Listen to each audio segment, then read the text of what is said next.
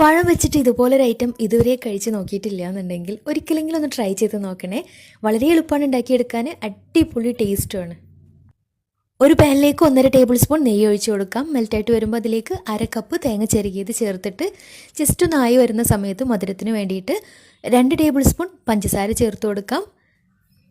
തേങ്ങക്ക് ഒരുപാട് കളർ മാറേണ്ട ആവശ്യമില്ല. ജസ്റ്റ് ഒന്ന് ആയി വരുന്ന സമയത്ത് അതിലേക്ക് നല്ലൊരു ഫ്ലേവറിന് വേണ്ടിയിട്ട് 1 ടീസ്പൂൺ ഏലക്കാപ്പൊടി കൂടെ ചേർത്ത് മിക്സ് ആക്കിയിട്ട് ഫ്ലെയിം ഓഫ് ചെയ്യാം. ഇനി മീഡിയം സൈസിലുള്ള 2 അത്യാവശ്യം പാകത്തിന് പഴുപ്പായിട്ടുള്ള 2 നേന്ത്രപ്പഴം പുഴുങ്ങിയെടുത്തിട്ടുണ്ടായിരുന്നു. അത് തൊലി കളഞ്ഞ് നന്നായിട്ടൊന്ന് ഉടച്ചെടുക്കാം. എന്നിട്ട് നേരത്തെ വറുത്ത് വെച്ചിട്ടുണ്ടായിരുന്ന തേങ്ങയുടെ മിക്സിലിട്ടിട്ട് നന്നായിട്ട് എല്ലാം കൂടെ നന്നായിട്ട് മിക്സ് ആക്കി എടുക്കാം.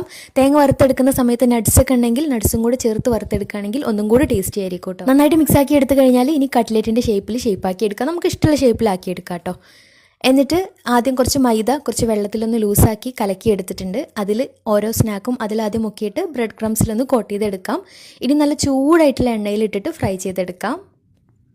2 ഭാഗവും കളറൊക്കെ മാറി നന്നായിട്ട് മൊരിഞ്ഞ് കിട്ടിയാൽ എണ്ണയിൽ നിന്ന് മാറ്റാം. നല്ല ടേസ്റ്റി ആയിട്ടുള്ള ക്രിസ്പി ആയിട്ടുള്ള അടിപൊളി സ്നാക്കാണ് ഇത്. ചൂടോടുകൂടി കഴിക്കുമ്പോഴാണ് അതിൻ്റെ കറക്റ്റ് ടേസ്റ്റ്.